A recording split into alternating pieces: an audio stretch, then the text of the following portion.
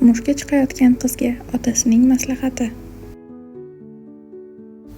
Kelin va kuyov mashinasida motam bo'layotgandek edi go'yo. Kelin va kuyov to'y tugab, avzoyi buzuq holda bir og'iz so'z aytmay uylariga ketayotgandilar.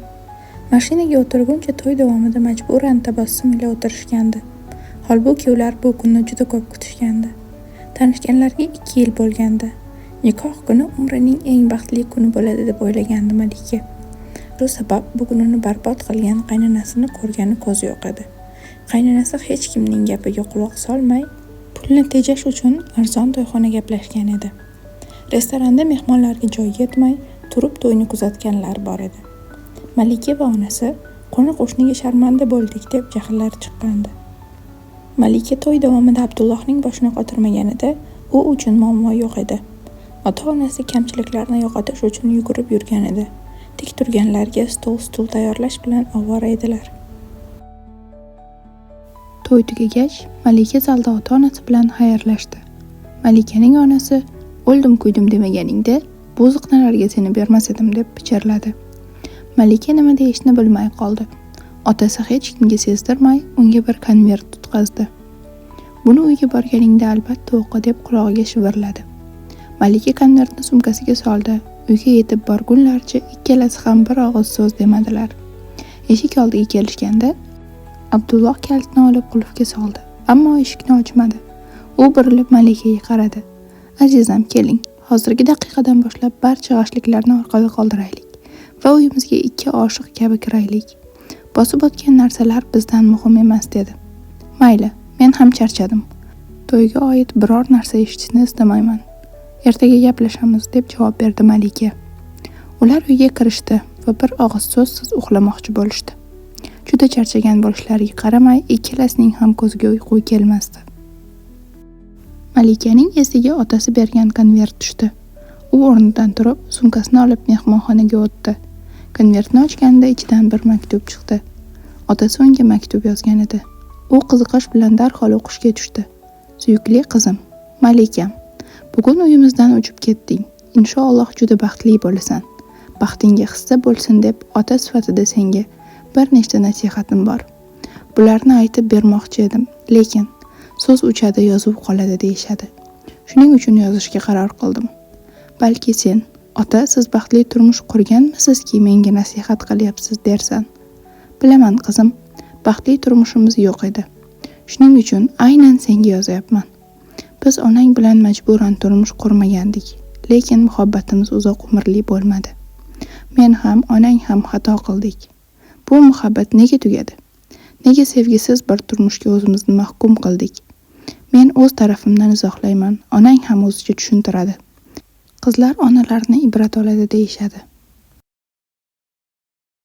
Meni onangdan sovutgan xatolarni senga yozyapman. Chunki sen ham shularni takrorlashingni istamayman. Chunki sen ayol sifatida erkaklar nimadan juda ranjishini bilmasliging mumkin. Bu gaplarim senga ziraktak bo'lsin. Bolajonim, erkakni 3 narsa juda ranjitadi.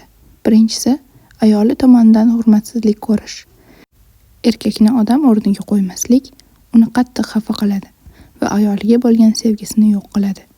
Agar ayol erini uy boshlig'i emas, tarbiyalanishi kerak bo'lgan bola deb bilsa, tanqid qilsa, baqirsa, ya'ni erining erkak bo'lishiga yo'l qo'ymasa, er-xotin orasida muhabbat bo'lishi mumkin emas. Ikkinchisi, ayol erining oilasini yoqtirmasa, hurmat qilmasa, erkak xotiniga nisbatan yuragida dard saqlaydi. Jon qizim, eringni oilasiga hurmatli bo'l va ularga sevimli bo'lishga harakat qil. Orqalardan g'iybat qilma. Xatolar bo'ladi. Hammaning xatosi bor. Xatolarga yopishib olma. Ularni ko'paytirib ko'rsatma. Hech bir erkak seni yaxshi ko'raman, lekin onangni yoqtirmayman degan ayolning sevgisini chin deb hisoblamaydi. Ko'p ayollar bu iborani aytmasa ham har imkoniyatda erlariga onasini yoqtirmasligini bildirishadi. Erkakka onang g'iybatchi, ziqna, orqadan gapiradi, pokiza emas deyish unga sen g'iybatchi, yomon ayolning yomon farzandisan demakdir. Erkaklar buni sen yomon ayolning yaxshi o'g'lisan deb tushunmaydi. Erkaklar himoyachidir. Ular oilani himoya qilishni o'z vazifasi deb biladi. Faqat ayolini va farzandlarini emas, onasi va opa-singillarini ham himoya qilishni xohlaydi. Shuning uchun eringning onasi haqida aytgan har bir yomon gaping uni yuragini yaralaydi. O'sha jarohatlangan yurak bilan sen undan qanchalik sevgi kutishing mumkin? Turmush o'rtog'ingga onasining xatolarini ko'rsatishga harakat qilib, uni xafa qilma. Ayollar o'ylaydilarki, biz erkaklar onalarimizning xatolarini ko'rmaymiz. Holbuki biz onamizning barcha xatolarini ko'ramiz. Lekin ayollarimizga tan olish bizga og'ir botadi. Onamiz bizni bolaligimizda qanday asrab-avaylagan bo'lsa, biz ham uni asramoqchi bo'lamiz. Shu sababli onasi haqida tanqidni eshitgan erkak, onasining xatosini bilgan bo'lsa ham uni himoya qiladi. Qaynonang orqangdan gapirsa ham, sen u haqida yomon gap aytma qizim. Bir-birini yomonlaydigan ikki ayol orasida qolgan erkak ko'pincha onasini tarafini oladi. Onasi bilan qon rishtasi, uzoq o'tmishi bor. Uni dunyoga keltirgan, katta qilgan, mehnat qilgan onasini tashlab, xotinning tarafini olishni istamaydi. Aqlli ayol hech qachon erini onasi bilan o'zi o'rtasida tanlov qilishga majbur qilmaydi. Agar eringga onasining xatolarini ko'rsatmoqchi bo'lsang, onasini maqtagin, yaxshi gaplar aytgin. Masalan, onasi xotining yomon, tartibsiz deyapti. Sen esa onang juda yaxshi ayol, uni yaxshi ko'raman deb ayt. Shunda erkak nima deb o'ylaydi bilasanmi? Xotinim juda yaxshi ayol, demak onam uni rashk qilayotgani uchun yomonlayapti. Shunda onasi nima desa ham, er unga ishonmaydi. Aksincha, sening chiroyli munosabatingni qadrlaydi. Turmush o'rtog'ingning oilasi bilan urushma. Sevgingizga o'zing zarar yetkazma. Qaynonang nima qilsa ham sen to'g'ri yo'ldan yursang, baxtingga dog' tushmaydi. Kelinlar yordam bermasa, qaynonalar turmushga zarar bera olmaydi. Ering bilan qilgan har qanday janjalga uning oilasini qo'shma. Oilalar bizning zaif nuqtalarimizdir. Ularga kuchimiz yetmaydi. Ularni o'zgartirish qo'limizdan kelmaydi. Shuning uchun eringni hech qachon zaif nuqtasidan urma. Va yana janjal vaqtida aslo unutmaginki, siz bir-biringizga qarshi bo'lib emas, ikkingiz birga muammoga qarshi bo'lishingiz kerak. Suyukligim, malikam, aytadigan gaplarim shular edi. Bu gaplarni o'qib o'tib ketma. Bu gaplarda yillarning tajribasi bor. Onangga ayta olmadim, biz baxtli bo'la olmadik. Lekin sen tushun va baxtli bo'l qizim. Seni juda yaxshi ko'radigan otang.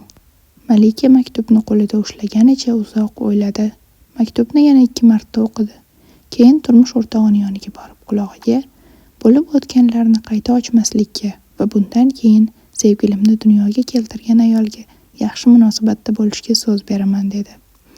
Malika turmush o'rtog'ining unga qarab turgan ko'zlarida ko'rgan muhabbat dunyo boyliklaridan qadrliroq ekanini tushunib yetdi.